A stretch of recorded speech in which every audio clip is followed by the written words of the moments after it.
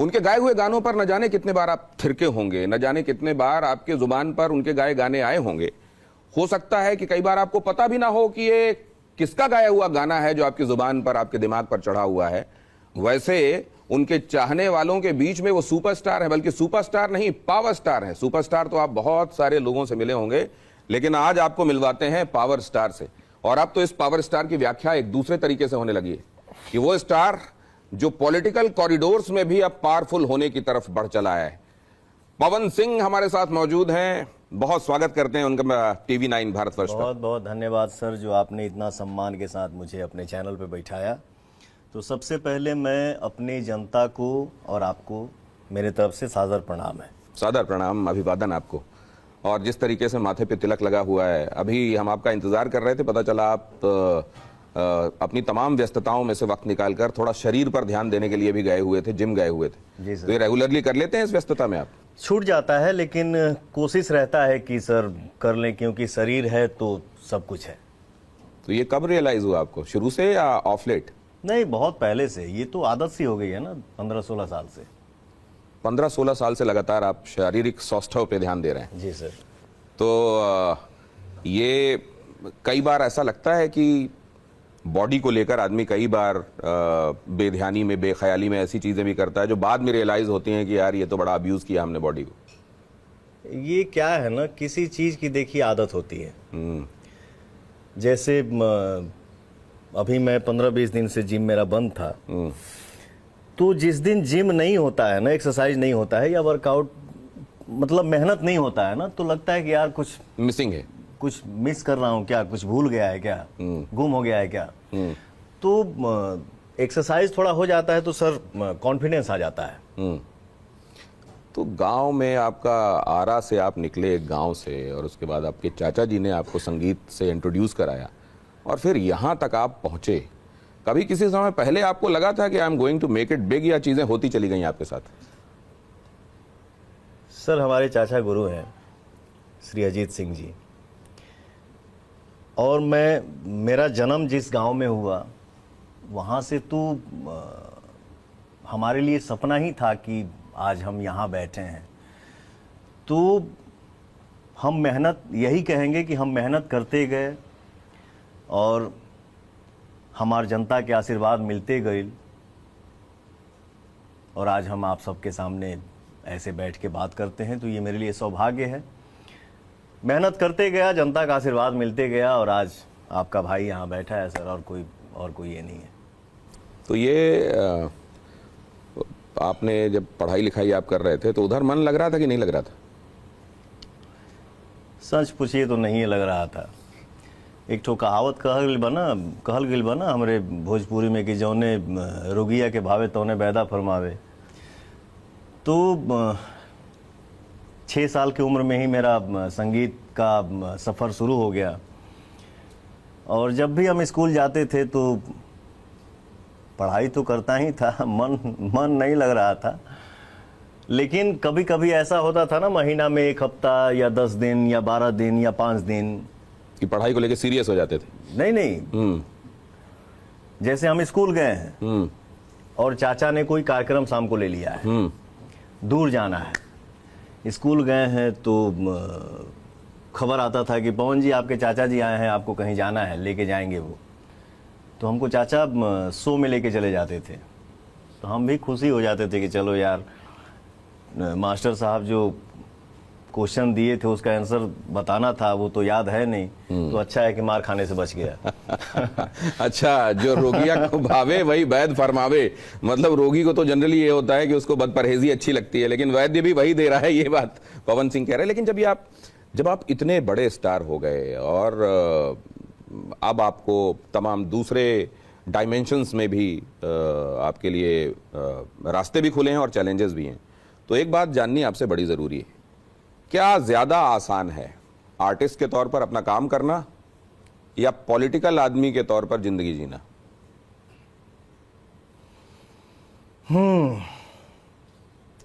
Sir देखिए, काम कोई आसान नहीं होता है। अगर आप किसी भी काम को, वो चाहे सिंगिंग हो, मैं तो कल्पना भी नहीं किया था ना कि कभी हीरो बनेंगे, एक्टर बनेंगे, अपना सिंगिंग का दुनिया था सर। हम लोग जब संगीत शुरू किए थे तो कैसेट की दुनिया थी। ये डिजिटल दुनिया में हमारी शुरुआत नहीं हुई है।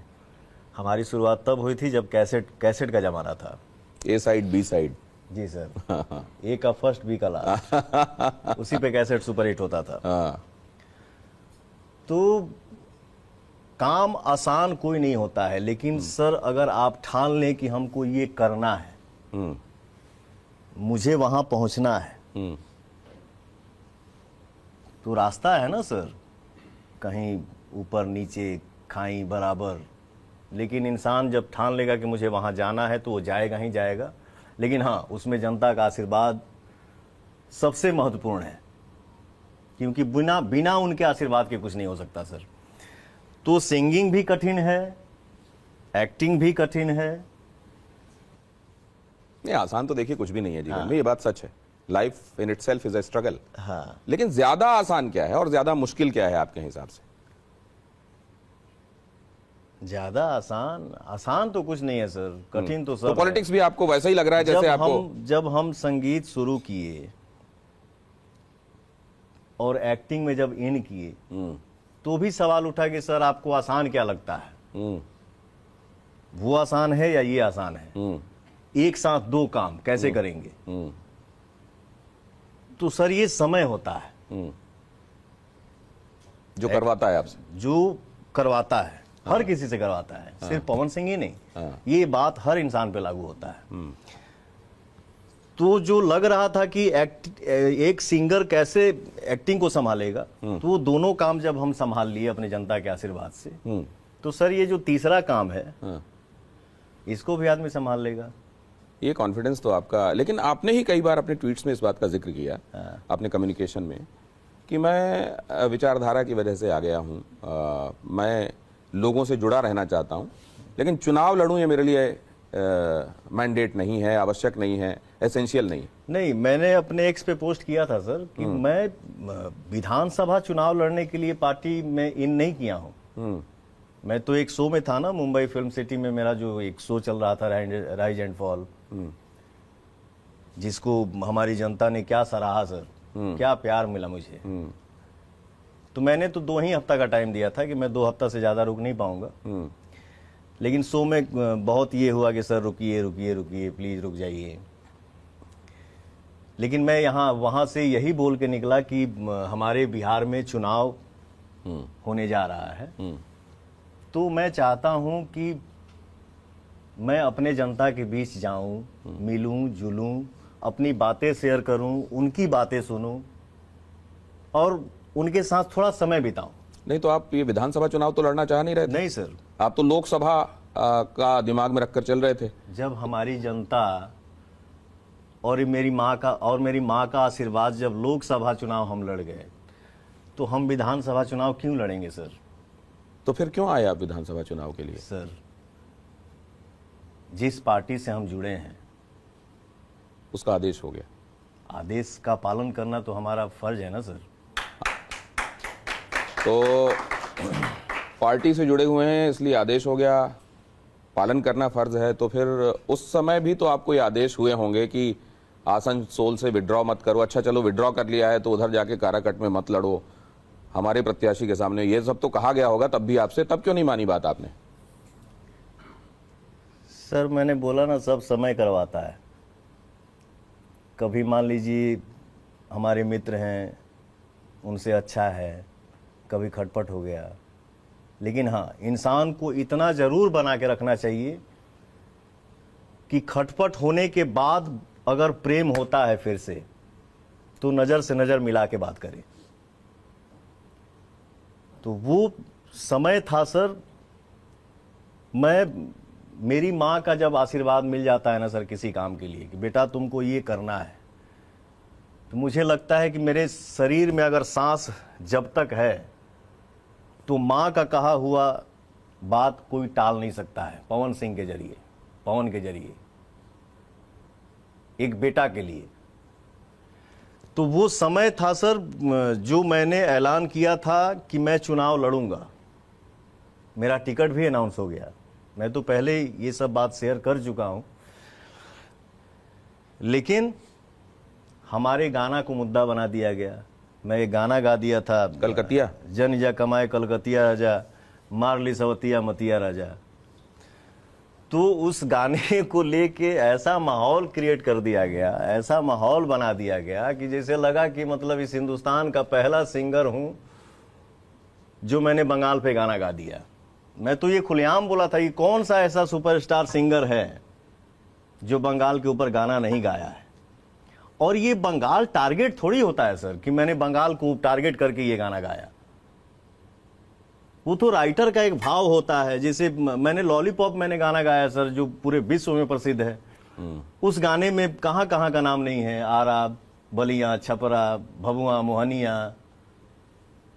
तो वो तो राइटर का एक ये होता है, फ्लो होता है कि उसका लिरिक्स कहां गया, कहां तो जाके सेट हो आपको गया। वो क्रिएटिव लिबर्टी नहीं मिली। तो मैंने वो गाना गा दिया सर, और उसको लोग चुनाव में सटा दिए कि पवन सिंह बंगाल की औरतों का सम्मान नहीं करते हैं। उस समय आपको लगा कि पॉलिटिक्स थोड़ा मुश्किल काम है आर्टिस्ट के लिए? बिल्कुल लगा सर। मैंने बोला ये कौन सा आफत आ गया यार, शाम को ठीक नाम अनाउंस हो रहा है, सुबह मैं सो ही रहा हूं और एक आके उठा रहा है कि भैया उठिए, बुरी खबर है। हमने क्या हो, तो ऐसा ऐसा है। हम ये कौन सा मुद्दा है यार। चलो ठीक है। मैं सर क्या है ना, मेरी आदत है, जैसे मान लीजिए 5 एक्टर एक मंच पे हैं, तो किसी किसी के मन में होता है ना कि मैं दिखूं, मैं आगे आ जाऊं, ये थोड़ा हटा हो। तो मेरा नेचर ये है सर कि भैया तू ही आगे चल जा, मैं पीछे ही ओके हूं। पब्लिक को पता है ना कि पीछे पवनवे खड़ा है, तो मेरी आदत नहीं है कि सर वो चीज ये है, ठीक है, नहीं नहीं ओके। लेकिन मेरे मन में जिद था कि चुनाव लड़ूंगा, इसलिए मैं चुनाव लड़ा सर। और ये आपने गुंजाइश छोड़ी उस समय भी, अपनी मां के कहने पे आप चुनाव लड़ गए निर्दलीय, लेकिन इतनी गुंजाइश छोड़ी कि आने वाले दिनों में भारतीय जनता पार्टी वापस आपसे संपर्क कर सके। सर अगर हम चाहते तो आरा से भी लड़ जाते,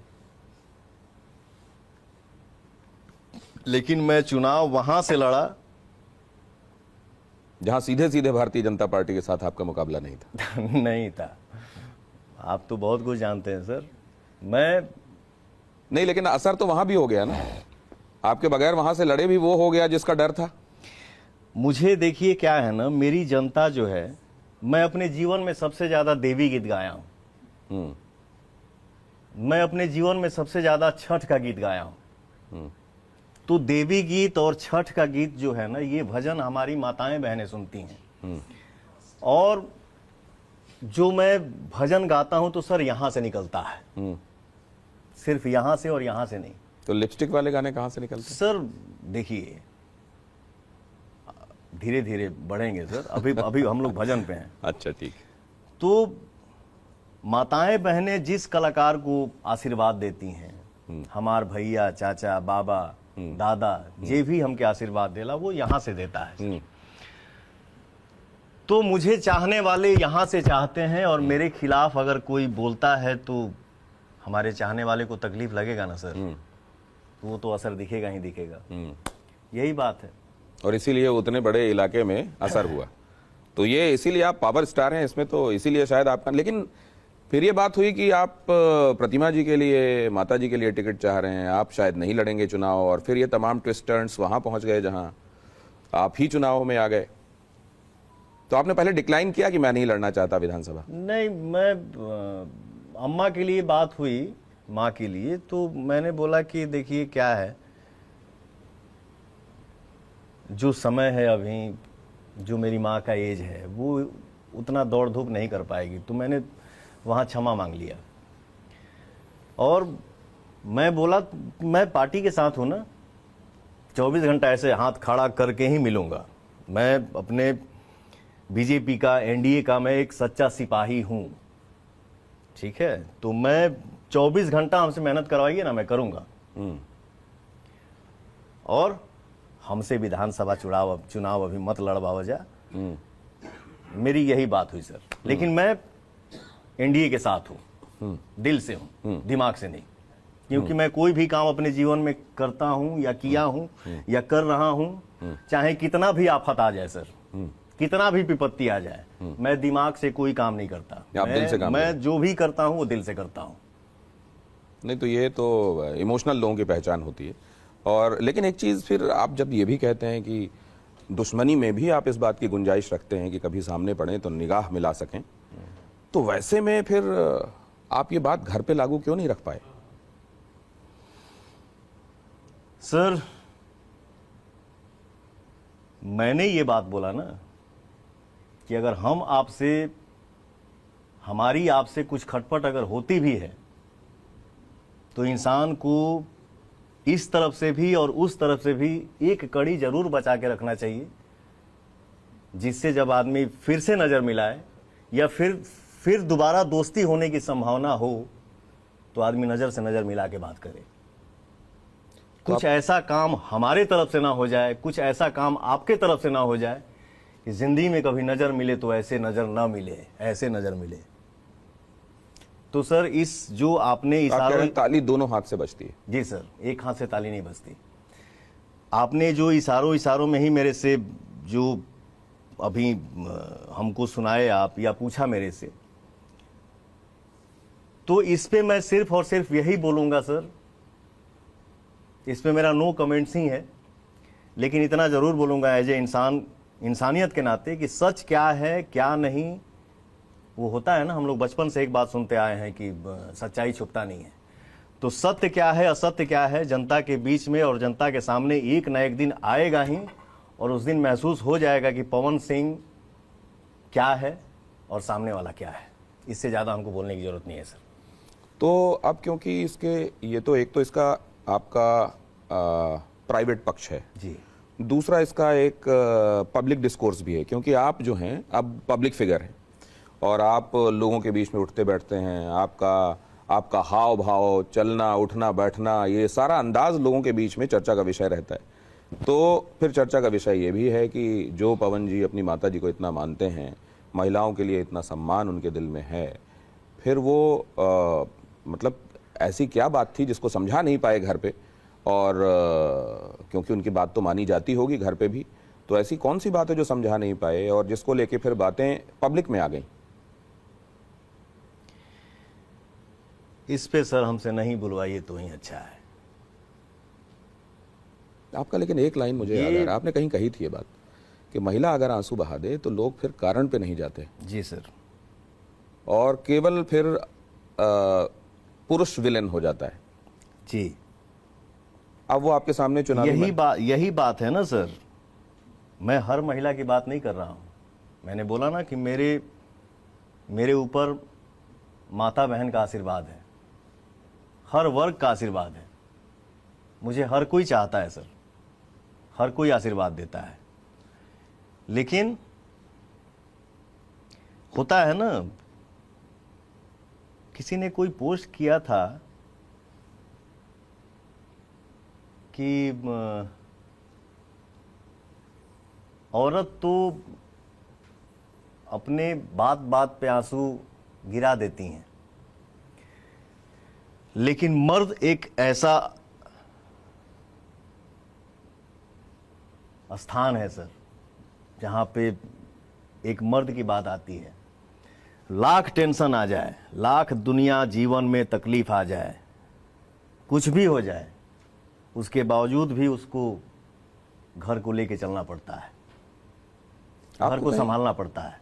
आप ये महत्वपूर्ण बात कह रहे हैं। हालांकि मैं इसको दूसरे तरीके से देखता हूं कि कभी भी कोई भी गलत हो सकता है, पुरुष या महिला, और कभी भी कोई भी सही हो सकता है। ये मैं नहीं बोल रहा हूं कि हमने अभी बहुत सारे मामले देखिए, आपने देखा होगा, कहीं किसी को नीले ड्रम में बंद कर दिया, कहीं किसी को हनीमून में गए वहां कुछ हो गया, कहीं इस तरह की न जाने कितनी घटनाएं आई, समाज को झकझोरा। लेकिन दूसरी तरफ भी देखिए, मैं समाज में, मीडिया दहेज को लेकर उत्पीड़न, मीडिया में, समाज में मैं नहीं बोल पाता हूं या कोशिश करता हूं सर। आप हमारे जीवन में देखे होंगे कि हमारे लिए कोई कुछ भी आके बोल देता है, लाइव आके या मीडिया में या यूट्यूब पे। नहीं, मैंने तो ऐसा नहीं देखा। आपको लेके बड़ी जिम्मेदारी से बातें होती हैं, नहीं, और आपको लेके बड़े प्रशंसात्मक भाव भी रहते हैं। मैं अपने लाइन में थोड़ा कन्वर्ट हो गया, अपने इंडस्ट्री में। ये पॉलिटिकल तो अलग हो गया, राजनीतिक अलग हो गया, मैं अपने लाइन में थोड़ा सा इन कर गया सर। कलाकार हूं ना, कोई भी आके मुझे खोद देता है, क्योंकि सामने वाले को पता है कि पवन सिंह लाइव आके जवाब देने वाला है नहीं। लेकिन पवन जी को जानने वाले जो लोग हैं वो निश्चित रूप से बहुत सारे लोग, मुझको अभी दौरे में बात करता रहा मैं, आपके बारे में बात हो रही है, खेसारी के बारे में बात हो रही है, कंपैरिजन की बात भी हो रही है, निरहुआ की बातें हो रही हैं, आपके पहले जो प्रेडेसर्स रहे भोजपुरी में वो मनोज तिवारी हों, या इन सब की बातें भी हो रही हैं, कंपैरिजन्स भी हो रहे हैं, किसके क्या प्रॉस्पेक्ट्स हैं, इस सब की बात हो रही है। लेकिन अभी जब आपकी पत्नी आपके खिलाफ चुनाव में आ गई हैं, तो ये आपको कैसा लग रहा है? ये आपको कहीं मतलब ये हर्ट करता है, या उनका अधिकार लगता है आपको कि वो भी आ सकती हैं मैदान में? नहीं सर, ये लोकतंत्र है सर, सबको अपना अधिकार है, ये हिंदुस्तान है। ऐसा कम होता है लेकिन कि पत्नी या पति, जनरली तो ये होता है कि लोग अपनी गाड़ियों में लिखवा लेते हैं सरपंच पति, पत्नी अगर सरपंच है तो, इतना एका वाला भाव होता है। यहाँ तो आपकी पत्नी आपके खिलाफ तो अभी चलते ना बात, सारा यूट्यूब पे वह चलाता है, पवन सिंह की ये, पवन सिंह की ये, पवन सिंह की ये, जबकि उन्होंने तो साफ कर दिया ना सर। अच्छा, अभी आप लोग फॉर्मली अलग नहीं है ना पवन जी, आप लोग कागजों में तो अलग नहीं है। हमारा मैटर कोर्ट में है सर। वो है, लेकिन उसका कभी न्यायालय में है, अभी डिसीजन नहीं हुआ है ना। हाँ, डिसीजन नहीं तो सर आप लोग तो अभी भी पति और पत्नी हैं, अलग बेशक आप लोग हो सकते हैं, लेकिन कागजों में तो आप पति पत्नी हैं। वैसे में पति के कॉलम में आपका नाम नामांकन के समय ना भरा जाना, ये क्यों हुआ? अब इसका जवाब तो वही दे सकती हैं। मुझे ये सब देखने भी नहीं आता है सर। मुझे इंस्टा चेक करने आता है और इंस्टाग्राम खोल के चेक कर लेता हूँ कि हाँ क्या दिख रहा है, या अपना चेक कर लेता हूँ। मुझे लोड भी करने नहीं आता है, पोस्ट भी करने नहीं आता है। लेकिन मुझसे किसी ने शेयर किया ये बात कि सर जहाँ आपका नाम होना चाहिए वहाँ आपका नाम नहीं है। एक कॉलम में कहीं दिया गया है कि पति के स्थान पे भोजपुरी के प्रसिद्ध कलाकार। तो ये सवाल उन्हीं से पूछा जाए तो शायद वो जवाब दे सकती हैं। हम इसका जवाब हम क्या दे सकते हैं? हम जब इसको देखते हैं बड़ा कॉम्प्लिकेटेड लगता है। आपसे कभी मैंने देखी इसमें आपका बच्चों के संदर्भ में भी टिप्पणी की गई, इसको भी लेकर टिप्पणी की गई कि आप बच्चे चाहते हैं, आपने कहा कि बड़ा अकेलापन लगता है, लेकिन फिर ये कदम क्यों उठाए गए? मुझे लगता है कि ये निजता वाला पक्ष है, मैं इस पर नहीं जाऊंगा। लेकिन इसका जो दूसरा पक्ष जो लोगों के मन में भी है कि एक तरफ अगर खेसारी ने आपके लिए नचनिया शब्द का इस्तेमाल कर दिया तो ज्योति जी को बहुत बुरा लगा, और वो पब्लिक में आके कह रही हैं कि वो मेरे पति हैं और उनके संदर्भ में आप ऐसी बातें नहीं कह सकते, आप उनके लिए इस तरह के शब्दों का इस्तेमाल नहीं कर सकते। उन्होंने आके डिफेंड किया आपको, और आपके लिए उनको बड़ा बुरा लगा कि इस तरह के शब्दों का इस्तेमाल क्यों किया गया। और दूसरी तरफ ये पक्ष भी कि कॉलम में आपका नाम नहीं है, इसको कैसे देखा जाए? मैंने बोला ना सर, मैं अपने जीवन में दिमाग से नहीं चला हूँ। कौन किस तरीके से चल रहा है, किसका क्या सोच है फिलहाल के लिए, पीछे क्या था, आगे क्या होगा, तो इस पे हम ज़्यादा कुछ नहीं बोल पाएंगे सर। अच्छा देखिए, दुनियादारी तो दुनियादार आप बहुत हैं, आपने चीज़ों को समझ तो लिया है। उस हिसाब से मैं आपको पूछ रहा हूँ, ये ज्योति जी के अपने अंदर कुछ उनके अंदर कुछ मिसकम्युनिकेशन या कुछ अपने अंदर कुछ नासमझी या कुछ ऐसा आपको लगता है, या आपको लगता है किसी ने बरगलाया है, या उनके एम्बिशन बहुत बड़े हो गए हैं चुनावी, इसलिए वो ये सब कर रही हैं? क्या लगता है आपको? सर क्या है, कभी कभी इंसान कुछ सोचता है अपने मन में, मैं ये करूं ठीक रहेगा या नहीं रहेगा, ये करूं वो ठीक होगा या नहीं होगा। तो जो इर्द गिर्द में भी कुछ लोग रहते हैं ना, उस टाइम बहुत ज्ञान देते हैं, ऐसे करो तो ऐसा हो जाएगा, वैसे करो तो वैसा हो जाएगा। तो खुद की गलती तो या सही क्या उन्होंने सोचा वो अपने हिसाब से की, लेकिन इतना जरूर कहूंगा कि उनके साथ साथ दिमाग देने वाले भी व्यक्ति हैं, इतना जरूर कहूंगा सर। वो पॉलिटिकल लोग हैं या घर परिवार के लोग हैं?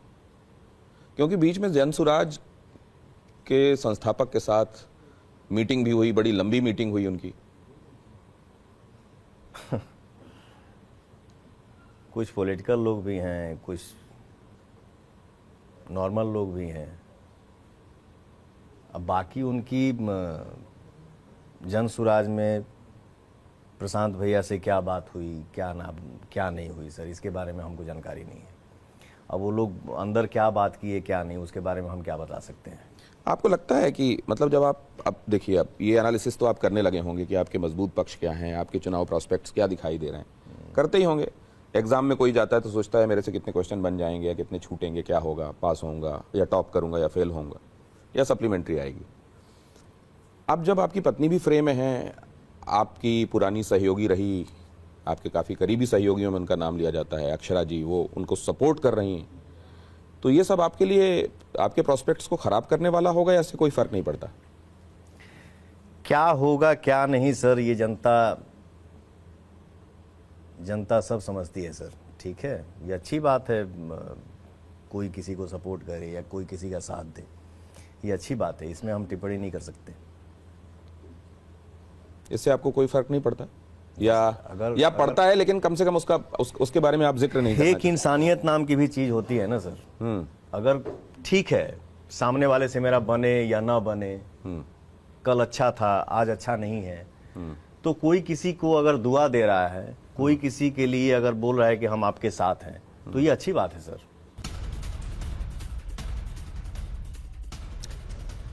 और देखिए, पवन सिंह ने इस इंटरव्यू में जो खास बातें कही हैं वो हम आपको बता रहे हैं। पत्नी के चुनाव लड़ने पर पवन सिंह का बयान, लोकतंत्र में सबको चुनाव लड़ने का अधिकार है। अगर ऐसा होता है कि दो लोग आके जो आपके काफी करीबी रहे हैं, जिन्होंने आपको बहुत अच्छे से जाना है, वो उनमें से आके कोई कहे कि ये नहीं ठीक नहीं है और दूसरा भी कहे नहीं नहीं हाँ बिल्कुल सही कह रहा है, ये ठीक नहीं है, तो क्या इससे उनकी बातों को बल मिलता है?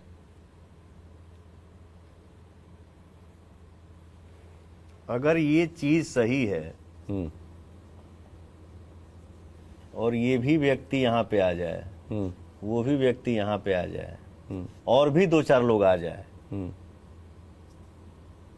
अगर किसी चीज को 100 में से 5 आदमी बोलते हो कि नहीं ये सही है, और 100 में से 95 व्यक्ति बोलते हो कि यार ये सही नहीं है, तो इंसान जरूर सोच में पड़ जाता है सर, गुना भागा में पड़ जाता है कि क्या सही, ये 5 सही है या 95 सही हैं, ये 95 गलत हैं या 5 गलत हैं। तो ये सब तो संसार का नियम है सर। तो ये सोचने वाली बात हो जाती है कि क्या सही क्या गलत है। तो ये पवन जी जो हैं, नेता के तौर पे, गायक के तौर पे तो हम सब जानते हैं कि भोजपुरी के हमारे सुपरस्टार हैं, लेकिन नेता के तौर पर पवन जी जो हैं वो विचारधारा वाले नेता हैं या जन भावनाओं वाले नेता हैं, कि वो जिस जगह को रिप्रेजेंट कर रहे हैं वहां के लोगों की भावना क्या कहती है उसको रिप्रेजेंट करते हैं, या एक विचारधारा, जैसे कांग्रेस की एक विचारधारा मानी जाती है, भारतीय जनता पार्टी की एक विचारधारा मानी जाती है, लेफ्ट की एक विचारधारा मानी जाती है, तो किस तरह के नेता हैं पवन जी? मैं एनडीए के विचारधारा के भी साथ हूं, और जो हमारे जमीन पे जो हमारे भाई चाचा आजी बाबा माता बहन, जो जैसे हम गांव में चले गए, बैठ गए उनके बीच में, तो मैं उनका भी सुनना चाहता हूं। चाचा क्या क्या अच्छा है, चाचा का सही बा, भैया का सही बा, बेटा ही सही बा, बाबू ही सही बा। मैं एक कलाकार हूं ना सर, मुझे आशीर्वाद हर जगह से चाहिए। कहीं खाली यही जैसे आशीर्वाद मिली तो हम थोड़े सफल हो पाए, हमके आशीर्वाद हर जगह से चाहिए, क्योंकि मैं कलाकार हूं, मुझे हर कोई प्यार करता है, तो मेरे लिए भगवान हर इंसान है। तो क्या ऐसा मानूं मैं कि अपने दर्शकों को ऐसा बताऊं कि जो नेता पवन जी हैं वो एनडीए के पक्ष में हैं, एक सेकंड, लेकिन जो कलाकार पवन जी हैं सर, वो हर एक पार्टी और हर जनता के लोगों के साथ। सर मैं एक बात आपको बता दूं कि मैं अपने जीवन में कभी नेता बन ही नहीं सकता। अरे आप चुनाव लड़ रहे हैं, आप कह रहे हैं नेता नहीं बन सकता? हर काम करूंगा, लेकिन मैं अपने समाज का भाई और बेटा बन के करूंगा सर। तो क्या बाकी लोग जो कर रहे हैं, जो नेता कहलाते हैं, वैसा नहीं कर रहे हैं? सर हम देखिए कलाकार हैं ना सर। मैं बचपन से जब से होश संभाला, मैं पॉलिटिक्स में थोड़ी हूँ, मैं तो सिंगर बना, फिर एक्टर बना, फिर इस लाइन में आया, तो हम तो सब हर चीज लेके। तो हमारे सहयोगी दिनेश गौतम के साथ इंटरव्यू में पवन सिंह ने और भी कई बड़ी बातें कही हैं। काराकाट से चुनाव लड़ने के सवाल पर बोले पवन सिंह, मैं वहां से चुनाव लड़ा जहां बीजेपी से लड़ाई नहीं थी, चाहता तो आरा से भी चुनाव लड़ सकता था, मन में जिद थी चुनाव लड़ूंगा इसलिए चुनाव लड़ा। तो एक बार फिर से आपको बता दें, इस इंटरव्यू में कई अहम बातें पवन सिंह ने कही है, जिसमें उन्होंने अपनी पत्नी के चुनाव लड़ने को लेकर भी कहा कि लोकतंत्र में सबको चुनाव लड़ने का अधिकार है। वहीं दूसरी तरफ काराकाट से चुनाव लड़ने के सवाल पर उन्होंने कहा है कि मैं वहीं से चुनाव लड़ा जहां बीजेपी मुझे लड़वाना चाहती थी।